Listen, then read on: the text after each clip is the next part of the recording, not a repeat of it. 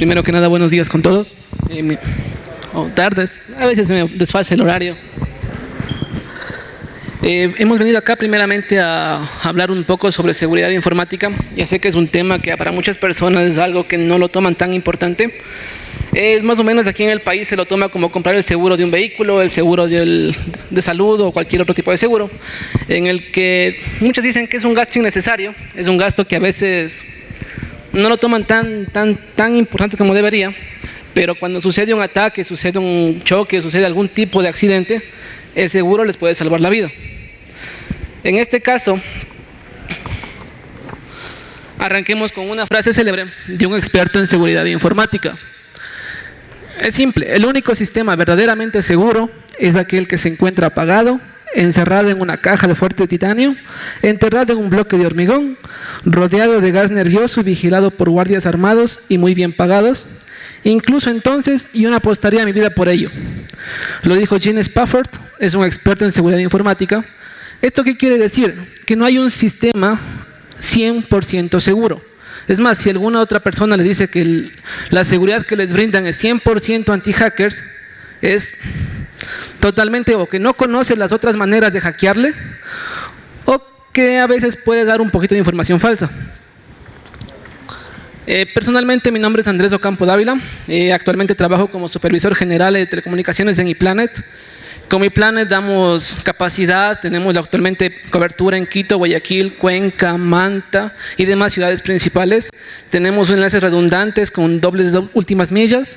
Aparte de eso, una capacidad internacional que nos conectamos directamente al cable internacional con un proveedor directo hacia Miami. Entre mis conocimientos, tengo algunas certificaciones, tal como dice la gráfica. Soy consultor certificado MikroTik desde hace un par de años. Y por aquí conozco a algunas personas de las cuales hemos trabajado en conjunto. Y tengo experiencia en MikroTik desde 2013, como les había contado. Arranquemos. El tema de vulnerabilidad. De acuerdo a la Real Academia de la Lengua, la vulnerabilidad quiere decir que puede ser herido, recibir lesión física o moralmente. En seguridad informática, esto puede ser entendido como una vulnerabilidad, como una debilidad del sistema informático que puede ser utilizada para causar daño u obtener información importante.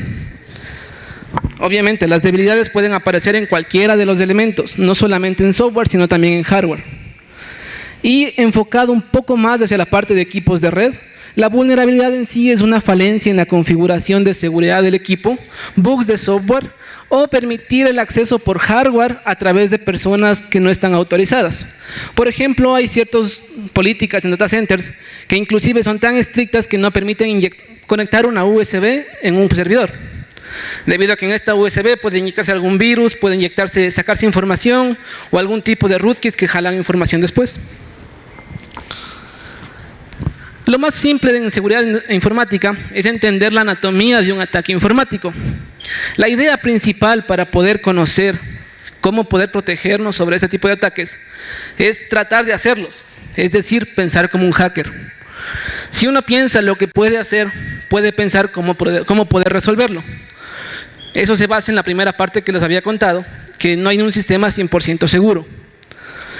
Entonces, la idea de un atacante es aprovechar las habilidades que uno conoce de redes, de sistemas operativos, bases de datos y demás temas informáticos para poder realizar un ataque el cual nos permita realizar y jalar información importante, la cual la podemos vender al mejor postor o si no podemos utilizarla para atacar a la misma empresa.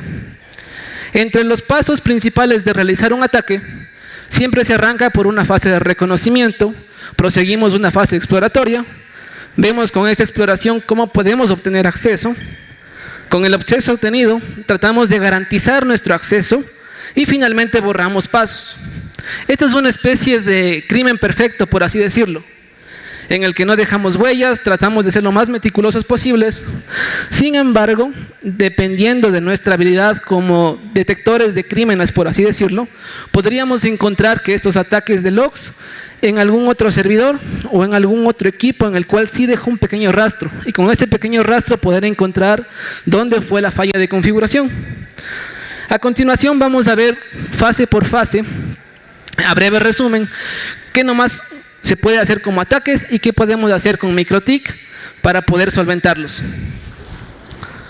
Primera fase del reconocimiento. Esta frase es la más sencilla de hacerla, inclusive se pueden utilizar técnicas de ingeniería social y no están enfocadas en MikroTik o en algún sistema específico. La idea de esta fase es atacar al eslabón más débil en una cadena de firewalls, y es la persona que administra esos firewalls.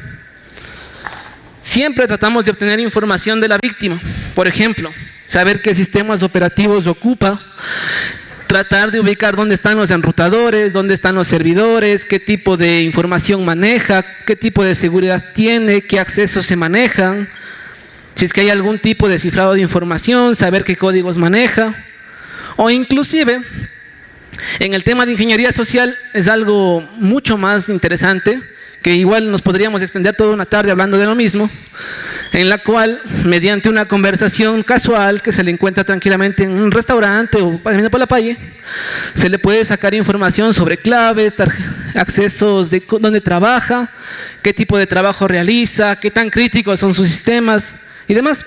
Es decir, como les decía desde un principio, atacamos a las personas en sí para que nos den datos del software. Nunca atacamos ni a PCs, ni a MikroTiks, ni a routers, ni nada de eso. Entonces, las únicas defensas, principalmente hablando, es no revelar datos confidenciales en una conversación por chat o a través de un evento, por ejemplo, ahorita. Y aparte de eso, ser cuidadoso en almacenar los documentos. La parte de aquí que dice dumpster diving es, como su nombre lo indica, es como escarbar en la basura, pero no propiamente literal, sino conocer específicamente qué documentos ha dejado por ahí escondidos en el escritorio. Por ejemplo, hay muchas prácticas en las cuales inclusive se recomienda no dejar documentos en el escritorio, peor aún documentos abiertos. Esta información cualquier persona puede pasar por ahí y a ver la información que está en el escritorio. Ratos menos pensados se descuida la persona que está ahí, llega una USB, le jalan los archivos y no ha pasado nada. Entonces, son informaciones críticas que están metidas en la idiosincrasia de las personas principalmente. Segunda parte, una vez que conocemos a la víctima, porque este proceso de reconocimiento tomará varios días, semanas, inclusive meses, podemos empezar con la parte de exploración. En exploración ya comenzamos a buscar propiamente las vulnerabilidades en base a la información recolectada. Y se van a preguntar, pero ¿yo cómo puedo saber cuáles vulnerabilidades tengo? Pues es fácil. Actualmente tenemos varios métodos. El primero es el más sencillo que se lo puede hacer en cualquier ISP o cualquier empresa, cualquier análisis corporativo. Es un pen testing para analizar qué puertos tiene abiertos al mundo. Con los puertos abiertos al mundo, yo ya puedo saber qué tipo de servidores maneja por detrás, qué tipo de equipo es, si tiene servidores web, de correo, de mail, algo de voz. Prácticamente me están abriendo las puertas para poder conocer. Y el pentesting se lo puede hacer inclusive con herramientas online, que ni siquiera tengo que estar registrado, o a través de programas especializados como son el Nmap, o tal vez algunos ya lo conocen. Hay un software que se conoce como Kali Linux, el cual tiene varias herramientas, los que nos sirven mucho para hacer estos ataques. Aparte de eso, en Internet existen varias bases de datos en las cuales podemos identificar vulnerabilidades del sistema. Les adjunto link, el cual lo pueden consultar tranquilamente, es free, es totalmente gratis. El bulldb.com pueden encontrar vulnerabilidades para Windows, Mac e inclusive para MikroTik y RouterOS. Una de esas vulnerabilidades de RouterOS es que hay un ataque en el cual se llena la tabla de ARP y le hacen que el equipo sube el CPU y lo botan. Y ninguno de esos ataques son con conexión directa al equipo, sino se lo puede hacer remotamente. Y así tenemos una serie de vulnerabilidades en las cuales están interactuados nuestros equipos. Como defensas contra esto, tenemos que hacer lo más básico, es realizar un bloqueo de escaneo de puertos. Y como norma general y en todos los sistemas, mantener actualizada la información. ¿Por qué? Porque si bien para nosotros esa vulnerabilidad puede ser, haya sido nueva, nos atacaron con eso sabiendo que nosotros no conocíamos, pero para los que desarrollan el software puede que esa vulnerabilidad ya haya sido conocida, alguien ya la dijo, y entonces desarrollaron un parche a su sistema operativo para que esa vulnerabilidad ya no sea útil. Entonces, esos parches solo vienen con actualizaciones. Por eso es muy recomendable tener actualizado Windows, particularmente Windows, porque inclusive últimamente hubo el famoso ataque del WannaCrypt, en el cual se dio por un fallo de actualización en Windows, que vulneró muchas seguridades en el sistema operativo. Y después Windows inclusive lanzó un parche para XP, en el cual es un sistema ya descatalogado del mundo. Entre los procesos para bloquear el escaneo de puertos, tenemos esta configuración en la parte del firewall del MikroTik. Esta configuración lo que hace simplemente es analizar cuando tengo un Nmap corriendo. ¿Qué hace? Me dice, tengo una solicitud al puerto 1, puerto 2, puerto 3. Entonces son solicitudes muy rápidas que una persona, o mejor dicho, que una aplicación no las utiliza, a menos que quiera saber qué puertos están jalando. Entonces, con esto, ¿qué hacemos? Únicamente, con la parte de la derecha pueden ver el código. Dice que si detecta este tipo de ataques, coge el address list y le manda a una tabla, la cual se llama port scanners en este caso, y después ese contenido es bloqueado. ¿Qué ventajas tenemos? Que si uno hace Nmap con este tipo de ataques, no le va a saltar ningún puerto abierto, y en herramientas online o en Kali le va a decir todos los puertos son filtrados, o en inglés all ports filtered. Más o menos un resultado es esto. Esto es una práctica que nos hemos manejado en Comiplanet. Tenemos mucha concentración en la parte de seguridad, en la cual nos interesa no solamente nuestra seguridad como proveedores de Internet, sino también la de nuestros clientes. En muchos enlaces corporativos, inclusive, le agregamos reglas de firewall, los cuales son para proteger tanto al cliente como para nosotros mismos. Ya vamos a ver después un mecanismo en el cual estamos listados a nivel internacional, todos los equipos, qué equipo es, qué pública tiene, qué sistema operativo, qué puertos son, y que es accesible para cualquiera. Entonces, en este caso, la parte de port scanners, podemos ver a la derecha todas las direcciones IPs que han tratado de hacer un escaneo de puertos hacia mi MikroTik. Y se pueden dar cuenta que son algunas. Esa imagen de ahí es sacada del equipo de Corday y Planet. Y a la izquierda van a ver un resultado en el cual se trató de hacer utilizando una herramienta online para ver qué puertos están abiertos. Entonces, de aquí, en la parte de abajo, le dicen, ¿sabe qué? Sus puertos fueron filtrados. Justamente donde está el mouse. Que los 100 primeros puertos escaneados para el host X son filtrados. Esto que me brinda que las personas que quieren hacer un Nmap a mi equipo o a mi red no tengan la capacidad de conocer qué puertos tengo abierto. Obviamente, para publicar servicios se requieren publicar puertos, pero al menos podríamos bloquearnos de aquí para que no sea tan fácil descubrir nuestros puertos. En la tercera parte, que es obtener acceso, podríamos comenzar a explotar las vulnerabilidades que encontramos en la fase 2. Como les decía, si bien hay una base de datos de vulnerabilidades, también hay una base de datos de exploits que atacan esas vulnerabilidades. Lo que quiere decir que no requiero ser un súper experto en software o súper experto en configuraciones, si aquí ya está listo. Es más, le dicen hasta los pasos que usted puede realizar para poder atacar un equipo. Entre estos tenemos varios métodos. Uno de ellos es el que le decía, es el buffer overflows. Ese método se consiste principalmente en un ataque de DOS en el cual al equipo lo saturan al CPU, hacen que el buffer suba en la comunicación y todo muera. La parte final, el password cracking. Ese es común, principalmente cuando tenemos equipos que manejan claves por defecto, y eso no solamente aplica a router OS o a MikroTik, sino a todos. Inclusive Hay varios ataques que se dieron utilizando botnets, que lo vamos a topar al final, los cuales se dan únicamente porque los equipos, DVRs o cámaras IPs o algunas cosas más del Internet de las cosas, tienen claves por defecto: admin, admin, admin blanco, admin root, admin 1234 y así sucesivamente. Entonces la idea de un hacker es primero lanzar esa base de datos con un montón de contraseñas por default, que más que seguro alguno se abre. Primera manera de cómo defendernos sobre esto es establecer políticas de control y filtrado, además de utilizar contraseñas robustas. Y ojo, una contraseña robusta actualmente ya no solamente requiere una mayúscula, una minúscula o un símbolo.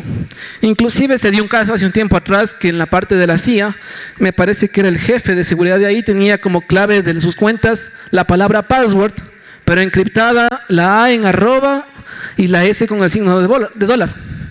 Entonces, para un hacker ya piensa, ya se da cuenta que las personas comienzan a jugar con esos caracteres. Obviamente el ataque va a durar más, pero tienen más chance de atacarlos. Entonces, una contraseña real, para que sea súper fuerte, es una palabra que no se encuentre en el diccionario. Primera regla por default. Al menos 12 caracteres, mezclas entre mayúsculas, minúsculas, números, caracteres especiales, lo cual lo hace mucho más complicada. Y de preferencia, no utilizar el usuario por default. Ejemplo, admin en MikroTik. Sino comenzar a manejar usuarios a través de un servidor de Radius para autenticación o manejar un usuario diferente local. Por ejemplo, puede ser el nombre, en este caso AOCampo, y una clave cualquiera. Con eso inclusive ya vamos a ver después qué ventajas tenemos cuando ese usuario genera algún cambio en el equipo. En la parte de exploits, protección mejor dicho, la primera cosa también que tendríamos que tomar en cuenta es evitar, mejor dicho, restringir el acceso a nuestros equipos. Muchas personas por default, la parte de hyperservice en la parte de MikroTik, tienen su pública ahí y por defecto todo viene habilitado. ¿Qué quiere decir? Que yo tengo acceso a la IP por FTP, por SSH, por API, por Winbox, por web, por Telnet inclusive, que es el protocolo más inseguro que existe, y puedo recibir ataques a través de eso. No sé si alguna vez les ha pasado que abren un MikroTik que está con una pública cualquiera y van a los logs y encuentran un montón de líneas en rojo que dice: se trató de ingresar al equipo vía Telnet desde este IP con una lista de usuarios y una lista de contraseñas. Es el síntoma clásico de un ataque de password cracking debido a que tenemos los puertos del equipo habilitados. Esto inclusive no requiere reglas de firewall, solamente es configuración en el MikroTik. ¿Qué se recomienda generalmente? Acceso a los protocolos de administración del equipo de IPs que nosotros tengamos autorización. Para en este caso, manejamos Winbox, obviamente todos los conocemos, pero únicamente a través de ciertas IPs públicas que son las autorizadas. Esto hace que si otra persona quiere entrarse a ese equipo desde cualquier parte del mundo, no lo permita.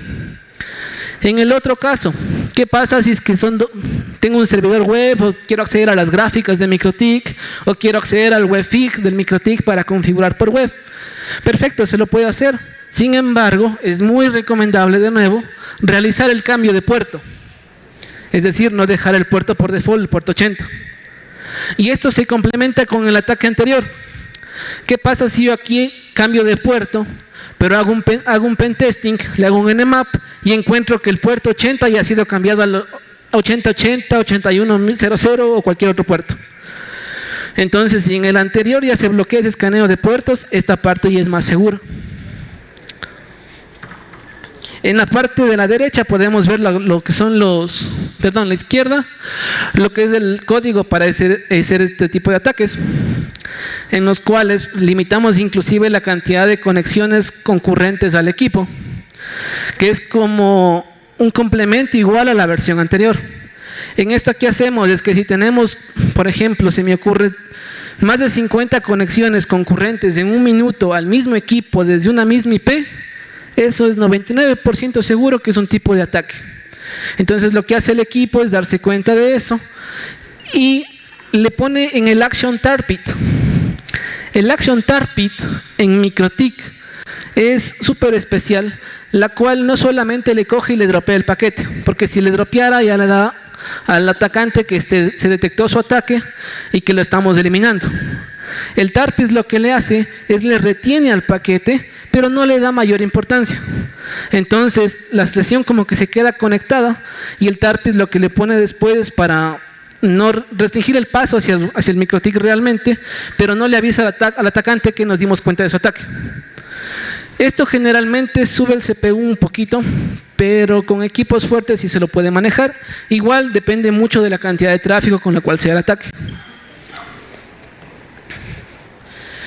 Otro ataque medio parecido es utilizando la parte del TCP del SYNCFLUD. Este de aquí lo que hace es aprovecharse del mecanismo de TCP, el handshake de 3 vías, en el cual funciona que el servidor le manda el request, después le responde con un ACK y después le responde el cliente con otro ACK request. Entonces lo que hace con esto es que el servidor solo le manda los sync de sincronización en el paso 2, por así decirlo. Entonces la sesión TCP se queda abierta y si mando muchos de esos syncs, el equipo va a tener muchas sesiones TCP abiertas y como es TCP va a esperar que llegue el otro paquete.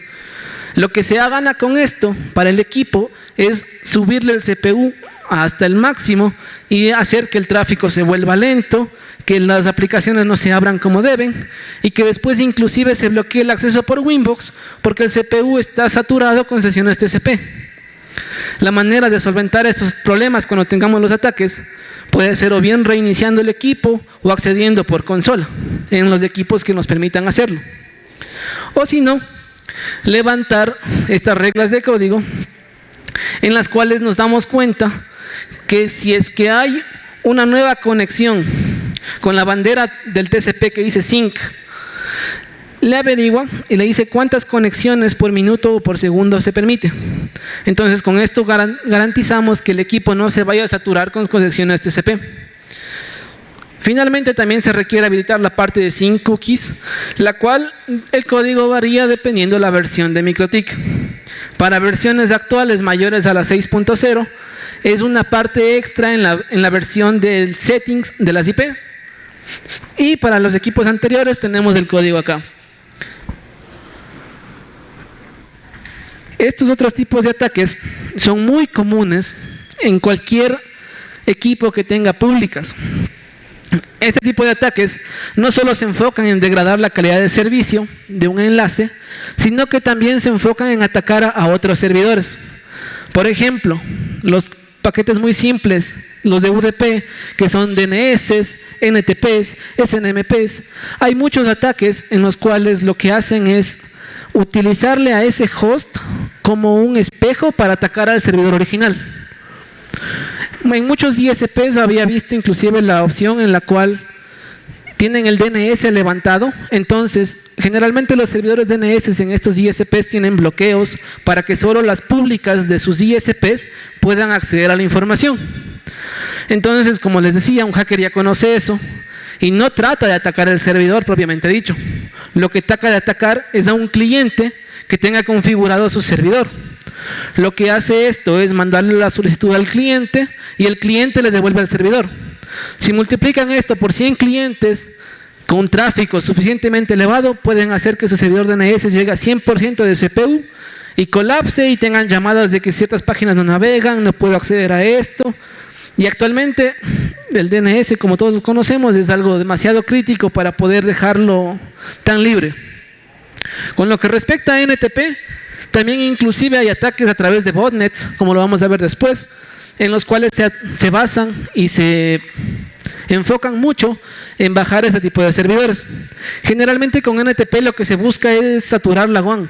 Se puede mandar muchos paquetitos de UDP, NTP hacia un host de X, que si lo multiplican por 1 millón de máquinas que están dentro de una botnet, esos paquetitos ya llegan a ser 1 giga de tráfico, 300 megas de tráfico, y esto genera que la última milla se sature. Como métodos de solución, tenemos que hacer controles en la parte de firewall, obviamente. Por ejemplo, Aquí tenemos una lista en las cuales se permiten solamente a los servidores NTP más conocidos. Entre ellos tenemos el servidor de tiempo de Windows, servidor de tiempo de Mac, de Ubuntu, y los servidores locales, Ecuador, Sudamérica y prácticamente la parte de Estados Unidos. Las demás peticiones de NTP generalmente son basura o son archivos que tratan de atacarnos. Y aquí nos basamos, inclusive nos ayudamos mucho de una característica de MikroTik, en la cual solamente se requiere ingresar el dominio, porque van a preguntar, pero si los servidores cambian de IP cada 15 minutos o dependiendo del tráfico. Entonces, nosotros solamente agregamos el dominio, como pueden ver aquí. Está solamente el dominio 2 South America Pool, y este automáticamente me reconoce cuáles son las IPs que están dentro de 2 South America Pool. Por ejemplo, de acá arriba y las de por acá. Esto se cambia automáticamente siempre que el DNS también actualice sus registros, lo cual nos permite tener nuestra lista de acceso bien actualizada. Y es algo que solo hace una vez y eso termina funcionando y no requiere mantenimiento después, sino se actualiza solito. Con SNMP igual, y con DNS de la misma historia. SNMP van a preguntarse por qué es tan crítico. Lastimosamente, como les decía, tenemos muchas veces que los equipos van por default, y si van por default tienen la comunidad public configurado con todas las prioridades posibles. Uno como hacker se basa de eso y trata de buscar esas comunidades SNMP, no para sacar información de cuánto tráfico consume o qué CPU tiene, sino que hay tipos de comunidades en las cuales se puede hacer escritura sobre el equipo y se manda código a través de SNMP. Y con eso ya comenzamos a vulnerar más el equipo. La parte de mantener acceso quiere decir que una vez que ya gané acceso, ya pude entrarme al equipo, debo tratar de alguna manera de que, si es que el cliente, mejor dicho, si es que la víctima se da cuenta, no pueda bloquearme mi siguiente ataque. Para esto es donde entran los famosos backdoors o los troyanos en la parte de Windows. Sin embargo, para Router OS yo hasta ahora no he escuchado, no sé si alguno de ustedes lo habrá hecho, pero hasta ahora no he escuchado alguna que diga se ha detectado algún backdoor o algún troyano en la configuración. Igual por detrás, MikroTik tiene un kernel de Linux que sí es un poco fuerte. Finalmente, para que el crimen sea perfecto, la idea es borrar las huellas. Objetivo siempre, borrar todo rastro. Si estuve aquí no me vieron, estuve por acá, borro mis accesos, borro todo. Y siempre se elimina los registros de log, se elimina registros de cambios, se elimina todo. Si mando a reiniciar un equipo, por default los logs se guardan en la memoria, lo que quiere decir que yo hago algún cambio, le pongo un reboot al equipo y marcharon los logs. Nadie ha estado aquí. Sin embargo, hay defensas contra esto. Y una de las principales es, como les decía al principio, primero enganchar un servidor de Radius para saber con qué usuario y contraseña entraron. Y después habilitar esos logs y mandarles a guardar en un servidor externo, totalmente externo, que se llama Syslog Server. Como Syslog Server puede funcionar inclusive el DUDE, o hay aplicaciones free que se las pueden encontrar en la nube. Ojo, este Syslog Server tampoco van a manejar el puerto por default, porque recuerden que todo puede ser atacado. Si yo estoy dentro del equipo, ya sé cuál es el Syslog Server y puedo tratar de bajarme el Syslog Server también. Entonces, en este caso se lo levanta de esta manera. Siempre hay que crear una regla que se llame remote, y en la parte de remote ubicamos la dirección del Syslog Server, el puerto del Syslog Server y una dirección de origen que generalmente se recomienda que sea una loopback de identificación del equipo para que sea más fácil buscar estos logs en todo el historial de logs que se tiene en el servidor. Finalmente, algo que no se puede apreciar también aquí, pero son las conocidas como botnets. Las botnets es algo que está en moda últimamente, por así decirlo. Son prácticamente redes de computadoras infectadas, redes de dispositivos o de IoT infectados, los cuales sirven como pequeños soldados que están a cargo de un servidor en la parte de Europa, en la parte de la Europa occidental particularmente, en Rusia, en la parte de Corea, que no sirven para atacar a esa máquina, o sea, no les interesa el tráfico de esa máquina. Utilizan estas máquinas como pequeños zombies que atacan servidores en otra parte del mundo que sí les interesa. Un tipo de ataque por botnet sucedió hace un par de meses, en los cuales atacaron los DNS dinámicos que se servían CNN, se servía Twitter y se servía otras aplicaciones más en Estados Unidos, y les dieron un ataque de denegación de servicio de alrededor de unos 3 gigas, lo cual fue suficiente para bajar esos DNS. En sí, como les decía, el objetivo es generar ataques de denegación de servicio distribuido. Realmente uno puede darse cuenta cuando hay un ataque. En esta página que está acá, les dejo un mapa de cómo son los ataques en vivo, en tiempo real, y a veces hay videos inclusive. Si se viera la imagen de fondo sería mejor, pero la parte amarilla que está a la derecha es un source de ataques de NTP hacia un destino que está en Estados Unidos. Es como una pequeña lluvia o una pequeña guerra de las galaxias, en las cuales todos son paquetes que atacan un solo servidor. Entonces, si bien los servidores son fuertes, pero ante esto hay que tener buenas protecciones. Entre los mecanismos para defendernos, tenemos que, primero que nada, proteger los hosts. O sea, no solamente el MikroTik, sino todo lo que está detrás de ello. Es decir, Windows actualizado, buen antivirus, cualquier cosa que tenga con IoT, con los claves que no son por defecto, usuarios que no manejan por defecto. Y aparte de eso, hay ciertas configuraciones en el MikroTik en las cuales se puede bloquear el acceso a las botnets que son ya más concurrentes y son conocidas a nivel mundial. Se les bloquea a nivel de capa 3, lo cual obviamente es una lista de como 40.000 subredes que son listadas como fuentes de spam, como fuentes de ataques, por una serie de listas negras. Por ejemplo, una de las más críticas es SUSE Protect, la cual no solo lista la IP y tiene 3 niveles, en la cual en el último nivel le lista todo el sistema autónomo y dice que ese sistema autónomo es causante de ataques. Entonces el equipo lo que hace es engancharse a ese servidor, jalar todas las públicas que maneja ese sistema autónomo y ya bloquearlas en el core. Ventaja de esto, todos los ataques que vinieron de esos servidores ya ni entraron a la parte superior del modelo OSI, sino se quedaron en capa 3 y murió ahí.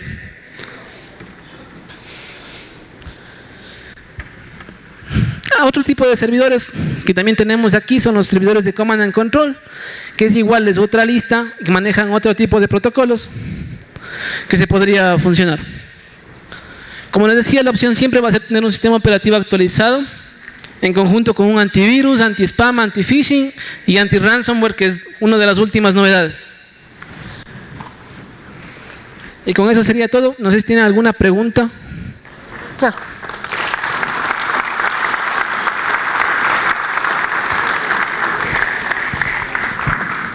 Pero no me pasa. Y el señor de allá.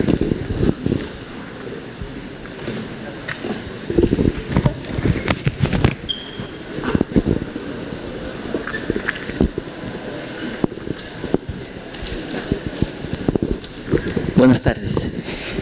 En abril, un cliente mío sufrió de WannaCry. Entonces, la explicación, yo tengo antivirus Kaspersky corporativo, está en mi servidor, está en todos los clientes y no había problema por eso. Cuando se le consultó al proveedor, que es MikroTik, decía, el problema fue que se vulneró el SMB, ¿sí? Sin embargo, no se pudo controlar el WannaCry. Lo único que tuve que hacer fue respaldar los archivos que por lo general yo los tengo bien respaldados todos los días, y pasó así, ¿no? Voy a esto. Luego de ese ataque hubo varios seminarios, tanto de Microsoft y últimamente de Cisco, indicando cuáles son las mejores prácticas para evitar WannaCry. Entonces, ahí yo tengo una duda, pero bastante, como les digo, bastante crítica, ¿no? Porque el WannaCry se produce por una vulnerabilidad del fabricante, ¿no es cierto? Sí. Y sin embargo, yo que soy el dueño, yo que soy el que le compré el producto, tengo que pagar por lo que las otras personas no pudieron hacerlo, o sea, en este caso el fabricante no pudo no pudo protegerme, ¿no? Entonces, ¿hasta qué punto estos seminarios son, digamos, permiten que WannaCry no se propague, teniendo en cuenta que uno se ha cumplido con lo que manda la norma de vulnerabilidad? Respecto a esa parte es muy crítico por dos cosas. Ese de WannaCry fue un ataque de día cero. Quiere decir que nadie conocía de esa vulnerabilidad, con excepción de ellos. Y fue tan fuerte, pero a la final el hacker tuvo un pequeño error, mejor dicho, muy grave error, que el WannaCry se enganchaba a un dominio no registrado. La manera que lo detuvieron al WannaCry fue simplemente comprar ese dominio, registrarlo y apuntar al otro lado, y acabó WannaCry. Sin embargo, ese solo es el inicio del ransomware. Con respecto a la pregunta principal, cuando son ataques de día cero, es muy complicado para una empresa de antivirus, para una empresa de software, conocer que tiene esas vulnerabilidades.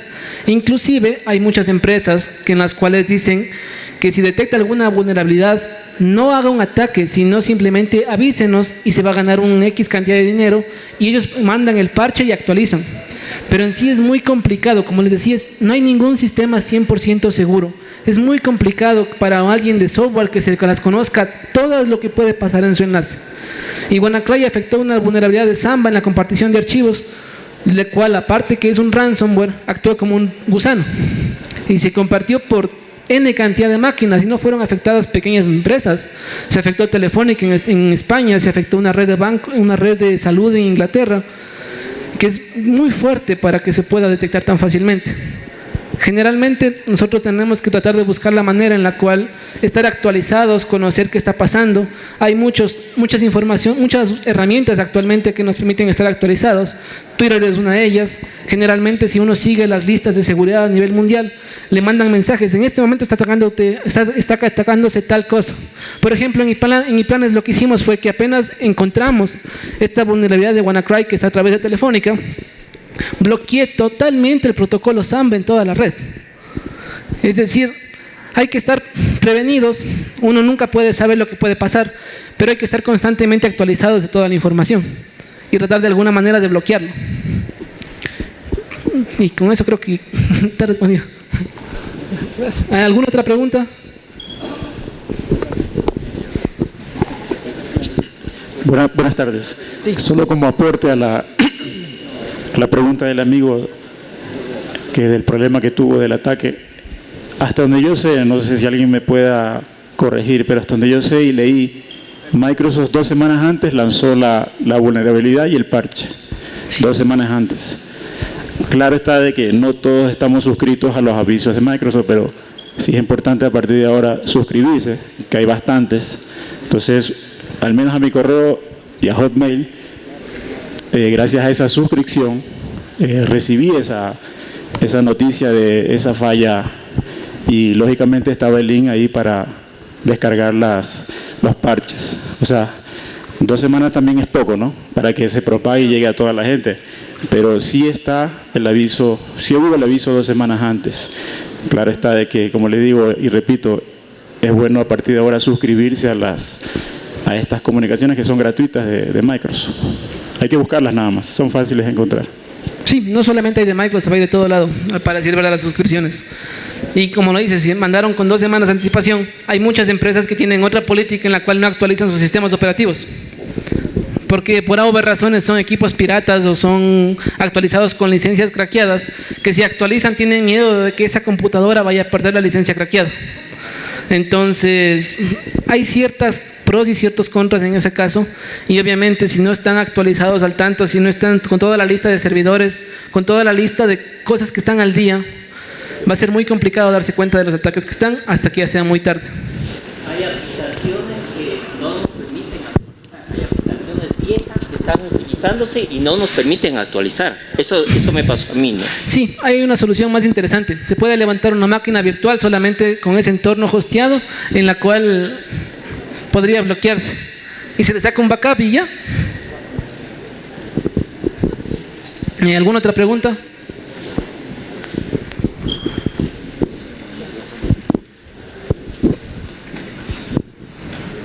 Buenas tardes.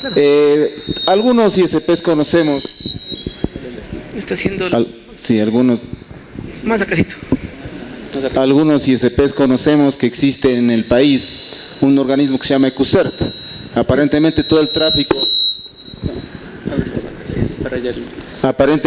tráfico ecuatoriano cursa por ECUCERT, y pues ellos serían inclusive capaces de prevenirnos o darnos estadísticas válidas para que nosotros podamos proteger las redes más fácilmente. Sobre todo hablo por ISPs pequeños que no tienen departamento de seguridad y cosas complicadas como los que podemos hacer alguna cosa de seguridad.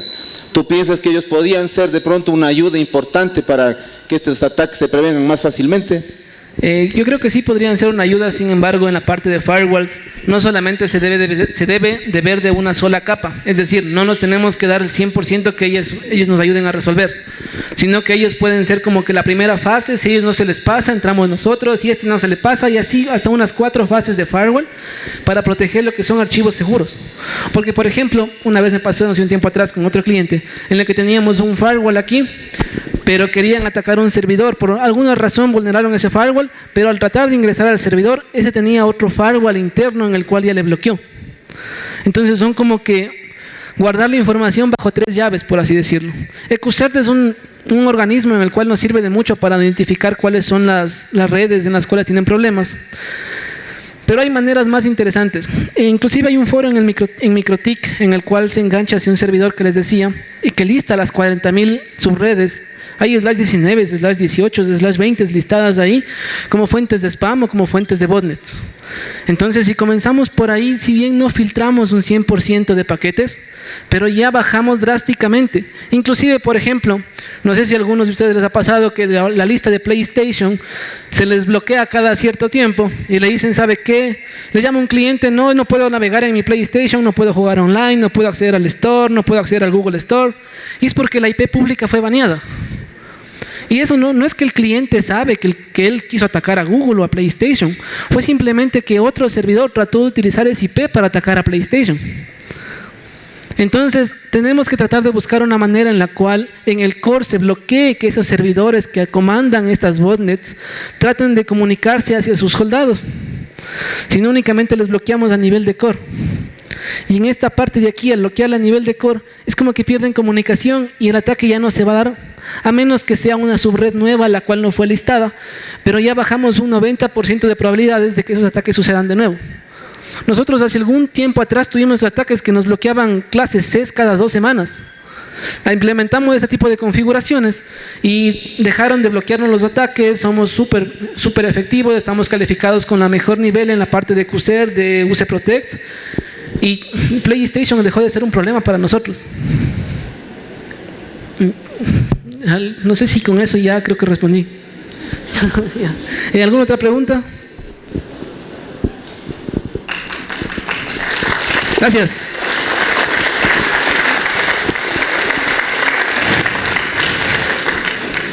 Muchas gracias.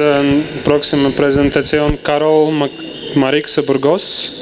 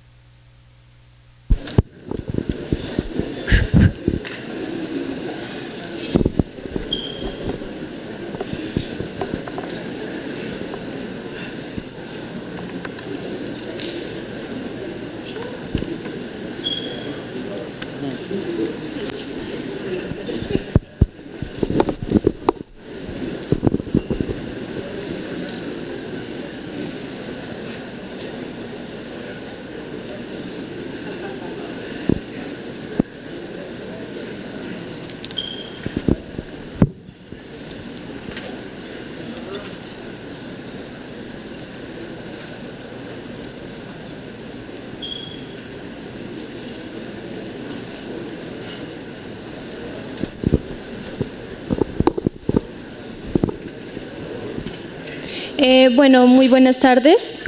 Mi nombre es Carol Burgos, vengo de la Universidad Mariana